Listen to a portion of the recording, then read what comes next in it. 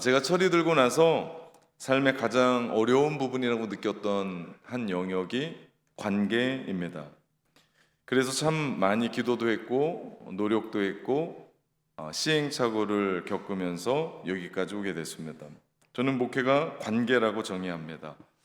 한 사람이 하나님을 만나 관계를 맺고 나면 그 한 사람은 반드시 변화가 되거든요. 그 변화된 그 한 사람이 가정으로 돌아가서 부부와의 관계, 자녀와의 관계, 부모님과의 관계, 또 직장과 학교로 돌아가서 동료와 또 선후배와 또 친구들과의 관계, 마을로 돌아가고 또 사회로 돌아가서 변화시키면서 그 관계를 통해서 인생이 달라지기 때문에 반드시 사람은 변하거든요.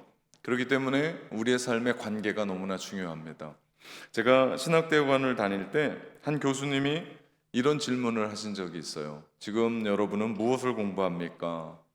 신학대학원에 모인 사람들은 목사 되겠다고 모인 사람들입니다. 성경을 배우고 성서신학, 조직신학, 실천신학, 역사신학을 배웁니다 라고 말했더니 그 교수님이 그런 말을 하는 거예요. 지금 여러분이 여기서 관계를 배워야 합니다.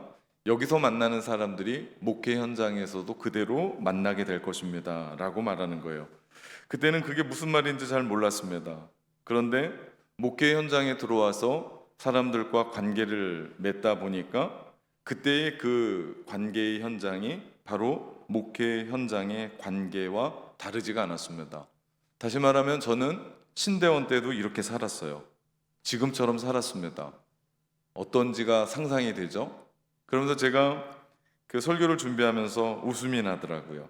그때 그 이야기가 그런 이야기구나. 여러분은 분명히 낙원교회를 선택했을 때 교회가 하나님과의 관계를 맺는 것을 보고 동의했을 겁니다. 또 성도들과 함께 어떤 관계를 맺는지를 보면서 여러분은 선택을 했을 거고, 성도와 목회자의 관계 맺는 것을 보면서 성경적이구나, 따뜻해 보이는구나, 의미가 있구나라는 것을 생각했을지 모릅니다. 더 나아가 교회가 세상과의 관계를 어떻게 맺고 있는지, 어떤 선교를 하고 어떤 구제를 하며 어떻게 사회에 참여하고 일익을 감당하고 있는지, 다음 세대의 비전은 무엇인지를 통해서 여러분은 분명히 교회를 선택을 하게 됐을 겁니다. 물론 그 모든 것이 우리를 교회로 부르신 하나님의 부르심 안에 있는 겁니다. 성경이 보여주는 관계의 모델은 바로 삼위 하나님의 모델입니다.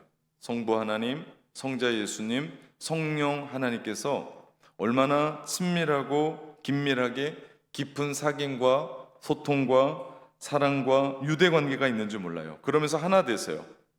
그 사랑과 존중의 관계를 가지고 우리를 관계적인 존재로 주님은 우리를 빚으셨어요.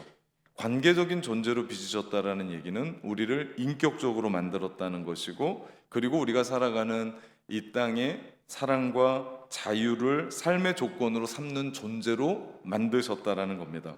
그래서 우리가 하나님을 만나면 인생이 변화되게 되는데, 그 변화되는 그 속에는 관계적인 존재로 우리가 변화돼요. 그러다 보니까 하나님의 사랑을 받았던 그가 받은 그대로 사랑하게 되고, 용서받았던 그가 그대로 용서하게 되고, 참고 기다림을 받았던 그 사람이 인내하고 또 기다려주더라. 그러면서 우리는 관계라는 것을 맺어갑니다. 오늘 본문이 바로 그런 이야기를 해주고 있습니다. 오늘 본문의 배경은 계속되는 초막절의 이야기입니다.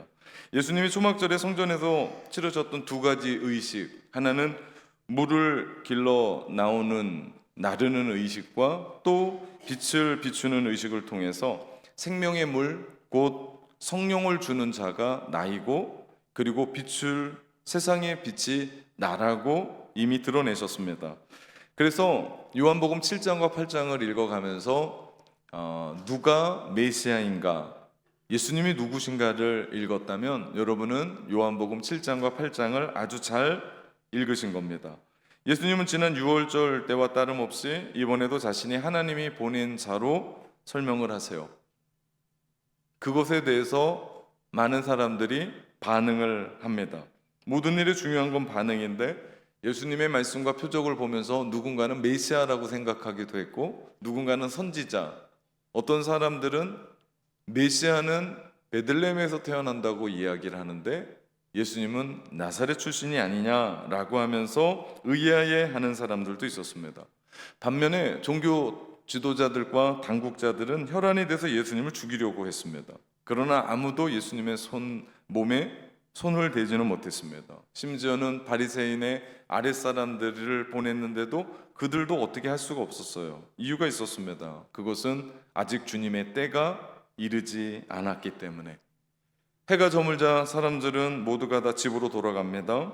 그러나 예수님은 집으로 돌아가지 않고 예루살렘 근처에 감난산이라는 곳으로 갑니다. 우리가 알듯이 감난산에는 겟세마네 동산이 있는 곳입니다. 그곳에서 주님은 지속적으로 계속해서 습관적으로 기도를 해왔던 곳이었습니다.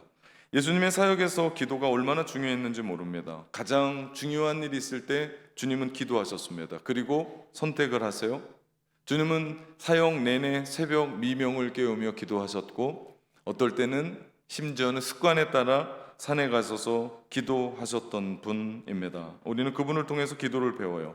저는 우리 낙원교회가 기도하는 교회로 또 기도하면 낙원교회다라고 하는 명칭을 또 받는다라는 것이 얼마나 감사한지 모릅니다. 여러분, 기도하면 반드시 하나님을 만나게 돼 있고 그 하나님과 만남의 관계 속에서 사람은 변하게 되는 줄 믿습니다. 그 한 사람이 변해서 가정으로 들어가면 가정이 변해요. 직장으로 들어가고 학교로 들어가면 세상으로 돌아가면 그 세상은 반드시 바뀝니다. 하나님이 여러분을 통해서 하나님의 일들을 하고 싶거든요. 그러려면 여러분을 준비시키셔야 돼요. 기도를 통해서 더 깊은 영성으로, 기도를 통해서 하나님을 더 깊이 알아가고 말씀과 기도로 여러분을 준비시키실 때 하나님은 분명 하나님의 놀라운 일들을 여러분을 통해서 이루어 가실 줄 믿습니다. 요즘 새벽에 기도하는 분들이 참 많아요. 기도하기 딱 좋은 때를 만났습니다. 우리 교회 기도 뜨겁습니다. 한여름 정말 뜨거워요. 이열치열 정말 좋을 때입니다. 오셔서 누가 이기나 한번 기도를 한번 해봤으면 좋겠습니다. 주님을 만날 때이고 주님과의 관계 속에서 변화될 때이고 우리가 변화될 때만 살 수 있습니다. 저는 여러분이 낙원의 공동체를 뛰어넘어 하나님 나라의 주인공들 되시기를 주님의 이름으로 축원합니다. 예수님이 그렇게 감람산에서 기도하시고 새로운 아침을 열면서 성전으로 가셨어요. 예수님이 가시면 사람들이 모여들기 시작했고 예수님이 말씀하시기를 시작합니다. 사람들이 모였을 때 서기관들과 바리새인들이 어떻게 하면 예수님을 처리할까, 죽일까 혈안이 되어 있었습니다. 그 한 가지 부분이 현장에서 간음하다 붙잡혀온 여인을 예수님께 데리고 와서는 예수님 어떻게 하면 좋겠습니까? 라고 묻는 겁니다. 4절과 5절입니다.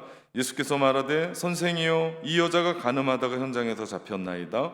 모세는 율법에 이런 여자를 돌로 치라 명하였거니와 선생은 어떻게 말하겠나이까? 우리가 지금 계속해서 주일마다 요한복음의 말씀을 보고 있습니다. 우리가 읽고 보았던 예수님은 사랑의 예수님이었고 용서하시는 분이었어요. 그분은 죄인들의 친구였습니다. 세리, 죄인들, 그리고 병자들, 그들과 함께 어울리시고 함께 밥을 먹었던, 특별히 요한복음 4장에는 사마리아 여인, 어떤 여인이었습니까? 남자 5을 바꿔버렸습니다. 그리고 지금 사는 남자도 남편이 아니라고 할 만큼의 그 여인도 받아주시고 그 여인을 구원해 주셨습니다. 그러니 지금 현장에서 붙잡힌, 간음하다 붙잡혔던 그 여인, 예수님이 어떻게 하셨을까요? 분명 용서하셨을 거라고 생각합니다. 그러나 이것이 쉬운 문제가 아닙니다. 문제가 심각해요. 왜냐하면 이 부분은 정면으로 율법을 어기는 것이 되고 말기 때문입니다. 주님은 이 땅에 율법의 완성자로 오셨습니다. 그런 분이 율법을 정면으로 어기면 되겠습니까? 법의 수호자고 재판관인 판사가 법을 악이용하고 법을 어긴다면 이게 말이 되겠습니까? 역으로 예수님이 율법을 따라 여인을 돌로 쳐 죽이자라고 말하신다면 여전히 문제입니다. 왜냐하면 지금까지 예수님이 보여주셨던 사랑과 용서와는 전혀 딴 방향으로 가는 일이었기 때문에 예수님은 말과 행동이 다른 사람이 되어버립니다.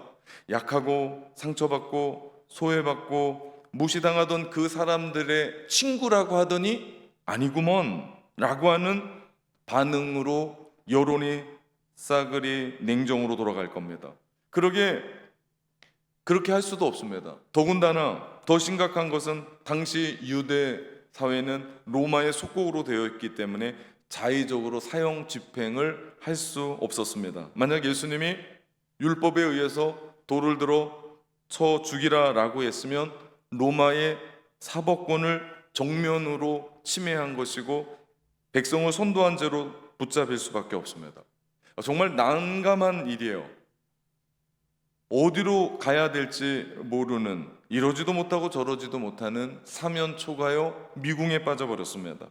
솔로몬의 지혜가 필요할 때요, 아이 하나를 놓고 내 아이다, 네 아이다 라고 이야기할 때 솔로몬이 그러면 아이를 반으로 나누다 라고 이야기하면서 그 문제를 해결했던 것처럼 정말 어떻게 할 수 없는 문제 앞에 오늘 본문 6절에 보니까 예수님이 몸을 굽히사 손가락으로 땅에 쓰셨습니다. 뭔가 쓰셨는지는 모르지만 아무 대답도 않고 열심히 쓰셨습니다. 요한이 이것을 보여주는 큰 그림이 있습니다. 그것은 그분이 하나님이셨다는 거예요. 무슨 얘기입니까? 마치 시내산에서 모세에게 언약을 안겨주셨던 언약의 두 돌판, 십계명이죠. 그 십계명은 하나님이 손수 친필로 쓰신 그것이었습니다. 지금 예수님이 새 언약의 수요자인 메시아로 사람 앞에 글을 쓰고 있는 겁니다. 모세가 하나님을 스스로 있는 자로 알았다면 지금 예수님은 에고에이미, 그 뜻은 다르지 않습니다. 나는 나다, 나는 스스로 있는 자로 글을 쓰고 있는 겁니다. 여호와께서 첫 번째 출애굽의 하나님이시라면 지금 예수님은 새로운 출애굽의 하나님으로 당신이 하나님이심을 친히 드러내고 있습니다. 하나님이 모세를 중보자로 세워 첫 언약을 맺으셨다면 이제 예수님을 통해 새 언약을 맺고 계신 것을 보여주고 계신 거예요. 왜 그러냐? 예수님은 새 언약의 원리에 따라 이 가늠한 여인을 대하시겠다라는 뜻으로 친히 손가락으로 글을 쓰시면서 하는 상징적인 행동을 보여주는 겁니다. 새 언약의 핵심이 무엇입니까? 그것은 사랑과 용서입니다. 다시 말하면 예수님은 그 가늠한 여인, 현장에서 붙잡힌 그 여인을 살려주고 싶었습니다. 하지만 종교 지도자들은 지금 예수님이 무엇을 하는지 알 리가 없었습니다.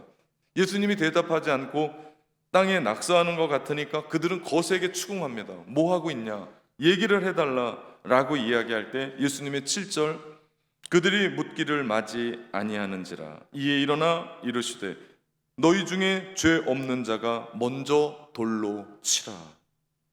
이 말은 충격적인 이야기입니다. 죽이라는 얘기예요. 너희 중에 돌 들은 사람 치라. 율법을 집행해라. 율법대로 죽이라. 지금 예수님은 죄를 눈 감아주자는 얘기가 아닙니다. 하나님의 율법은 가늠한 자를 그냥 두지 않습니다. 죽여야 됩니다.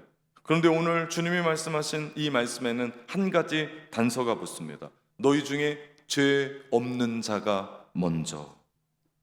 이 말씀을 풀면 이렇습니다. 너희 중에 지금까지 죄를 한 번도 지지 않는 사람이 있다면 먼저 돌을 쳐서 죽이라. 예수님이 이렇게 말씀하시는 이유가 있습니다. 그것은 예수님이 그들의 의도를 알았기 때문에 그들이 예수님을 시험코자 했습니다. 아니, 예수님을 매장시키고자 이런 문제를 낸 겁니다.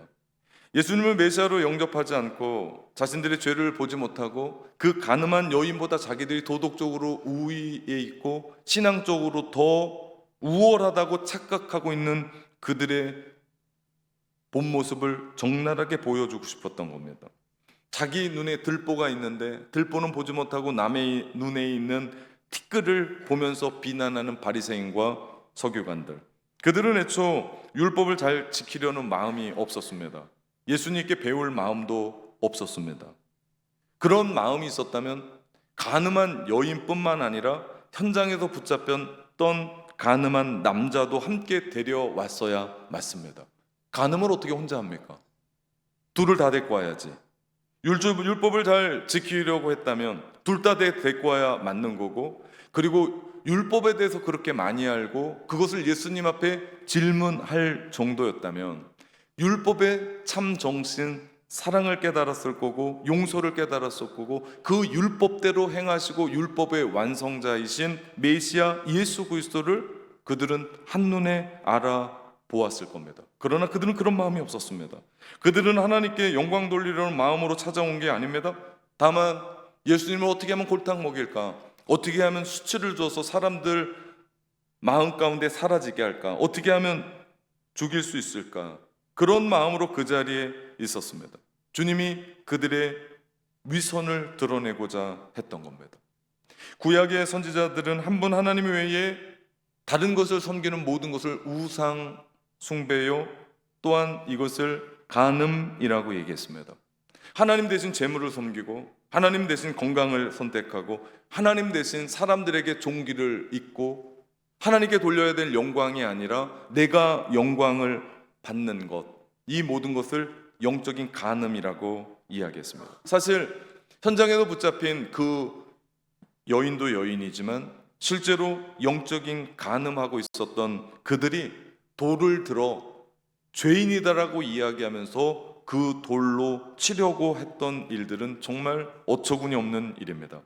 예수님이 말씀하신 죄 없는 자가 돌로 치라 먼저라고 하는 이 말씀 속에는 두 가지 의미가 담겨져 있습니다.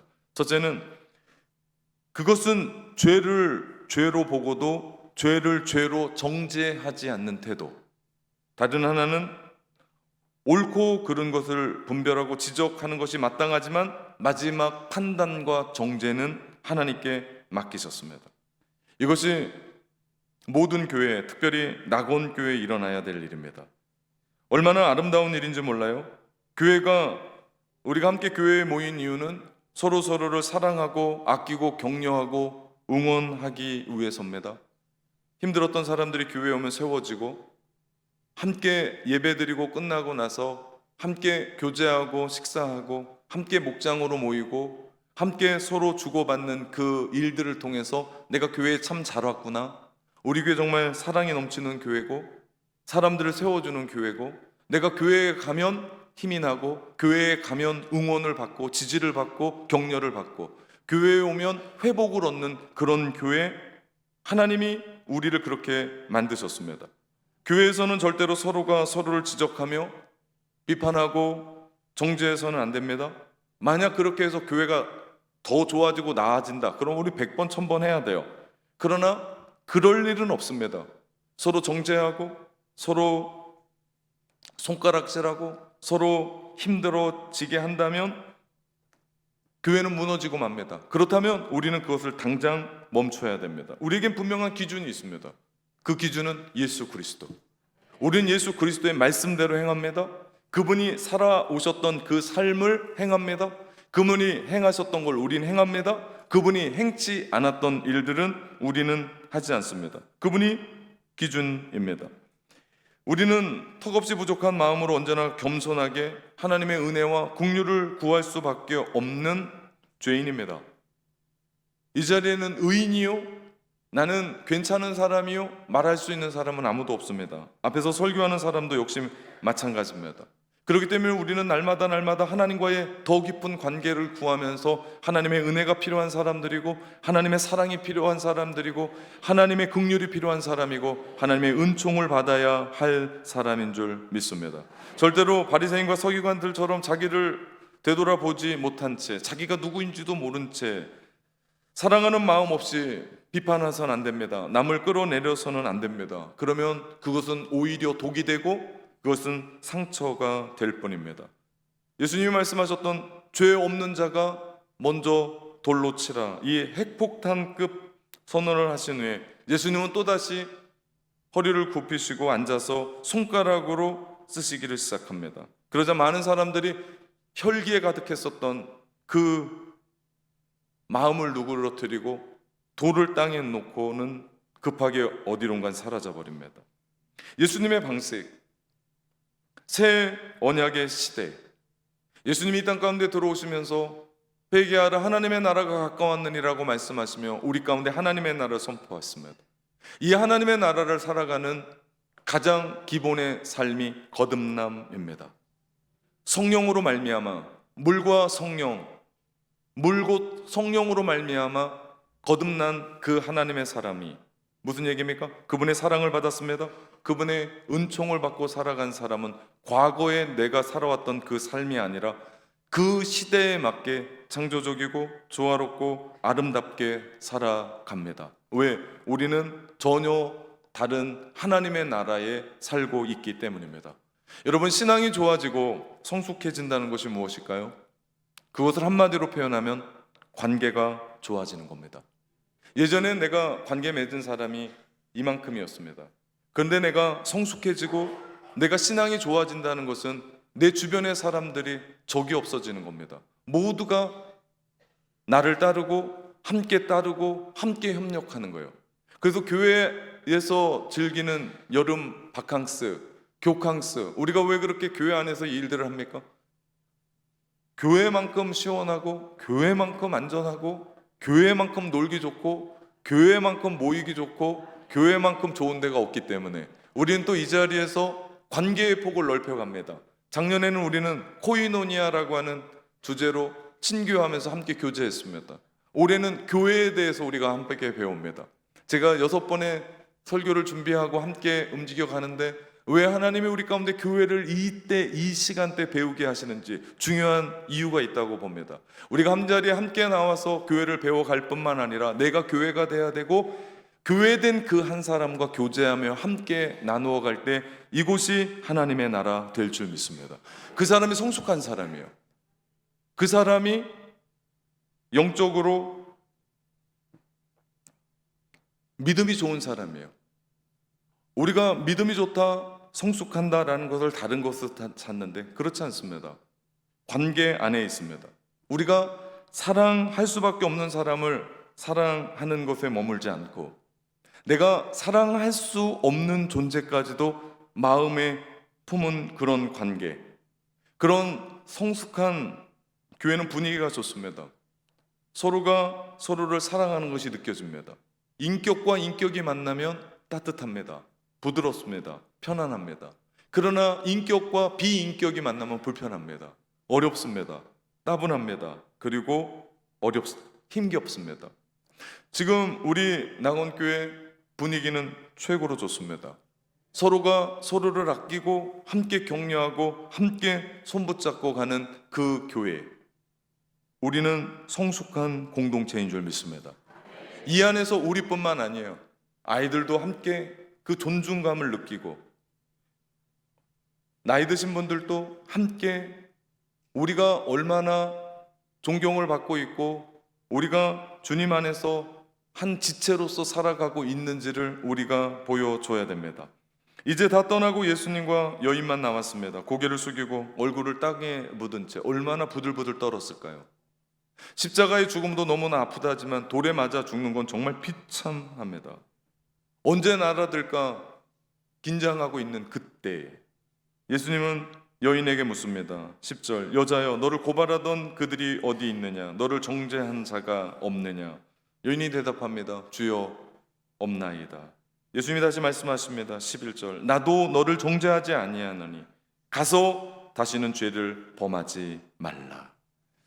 사람들은 여인을 정죄할 자격이 없어서 떠났지만 예수님은 유일한 재판장으로 여인을 정죄할 수 있고 그 죄를 다 알면서도 주님은 그 여인을 용서하십니다. 분명한 것은 예수님이 정죄하지 않는다고 해서 그 여인이 정죄할 죄가 없는 것이 아닙니다. 예수님이 용서하겠다고 그래서 그 여인이 죄가 없다라고 말한 건 아닙니다. 용서한다라는 것은 이미 그 여인에게 죄가 있음을 전제한 겁니다. 이것이 예수님과 유대인들이 율법을 다르게 해석한 부분입니다. 유대인들의 율법은 간음한 여인 무조건 죽여야 됩니다. 그러나 율법의 완성자로 오셨던 예수 그리스도, 율법의 기본 정신이 사랑이고 용서이기에 그 여인을 주님은 살리십니다. 주님이 이 땅에 오신 이유는 우리를 살리시기 위해서입니다. 정죄하기 위해서가 아닙니다. 우리를 죽이려고 하는 것이 아니라 우리를 살리러 예수 그리스도가 이 땅에 오셨습니다. 율법만으로는 아무런 가망이 없고 율법이 가리키는 예수님만이 우리의 생명과 소망 되시는 이유가 여기에 있습니다. 그리고 예수님은 자신이 이 땅에 왜 오셨는지를 정확하게 말씀합니다. 요한복음 3장 17절 말씀입니다. 하나님이 그 아들을 세상에 보내신 것은 세상을 심판하려 하심이 아니요 그로 말미암아 세상이 구원받게 하려 하심이라 말씀합니다. 율법이 정죄해 심판하는 이 세상을 사망 선고가 내려졌는데 그것을 구원하시려고 예수 그리스도가 이 땅 가운데 오셨습니다. 율법이 이야기하는 형벌을 예수 그리스도가 고스란히 받으셨습니다. 요한복음 8장은 간음한 여인에게 돌을 던지는 이야기로 시작하면서 요한복음 8장 마지막 59절은 그들이 돌을 들어 치려하거늘 예수께서 숨어 성전에서 나가시니라 하고 이 말씀이 끝납니다. 무슨 얘기입니까? 예수님은 여인을 어떻게 용서했는지를 알 수가 있습니다. 예수님은 여인이 맞아야 될 그 돌을 대신 맞으셨습니다. 우리가 구원받고 우리가 죄에서 용서함 받는 길도 다르지 않습니다. 그 죄로 말미암아 내가 돌을 맞아 죽었어야 되는데 그 예수 그리스도가 우리 대신 나 대신 돌을 맞아 죽으셨습니다. 그래서 우리가 살게 되었고 우리가 하나님의 자녀가 되었고 우리가 하나님의 백성으로 이렇게 살아갑니다. 그 주님이 우리 가운데 동일하게 말씀하십니다. 가라, 가라, 당당히 가라. 가서 다시는 죄를 짓지 말라. 죄인이었던 우리, 간음한 여인처럼 돌에 맞아 죽어야 될 운명인 우리를 대신해서 돌을 대신 맞아 죽으셨던 그 크신 주님의 사랑, 그 사랑을 헤세드의 사랑이라고 하고 그 헤세드의 사랑에 우리의 마음이 녹습니다. 오늘 아직도 죄를 정리하지 못하신 분들이 혹 이 자리에 있다면 하나님 앞에 내려놓고 진정한 회개해야 됩니다. 우리가 돌아서면 하나님도 우리를 향해 얼굴을 돌리시고 그 은혜의 빛으로 우리를 안으실 겁니다. 붙잡아 주실 겁니다. 더 이상 과거의 죄에 매여 살지 마십시오. 아무도 그리스도 안에 있으면 그 누구도 우리를 정죄하지 못합니다. 바울은 얘기합니다. 로마서 8장 33절 34절 누가 능히 하나님께서 택하신 자들을 고발하리요 의롭다 하신 이는 하나님이시니 누가 정죄하리요 죽으실 뿐만 아니라 다시 살아나신 이는 예수 그리스도니 그는 하나님 우편에 계신 자요 우리를 위하여 간구하시는 자신이라. 우리는 예수님께서 우리에게 베풀어 주셨던 이 큰 은혜를 받은 자들입니다. 그 은혜 잊지 말고 그 사랑에 보답하며 살되 특별히 내가 삼위 하나님께서 우리를 관계론적인 존재로 만드셨던 것처럼 우리 역시도 받은 그 사랑 함께 나누고 받았던 용서 함께 나누고 받았던 인내 함께 나누며 우리가 살아갈 때 결국 우리의 삶 가운데 하나님이 이루어 가시는 하나님의 나라 그 속에서 우리에게 베푸신 가서 다시는 죄 짓지 말라고 하는 하나님의 사랑과 용서함이 우리의 삶에 강같이 흘러 넘치게 될 줄 믿습니다. 그들의 한결같은 고백이 있습니다. 내 눈 주의 영광을 보내.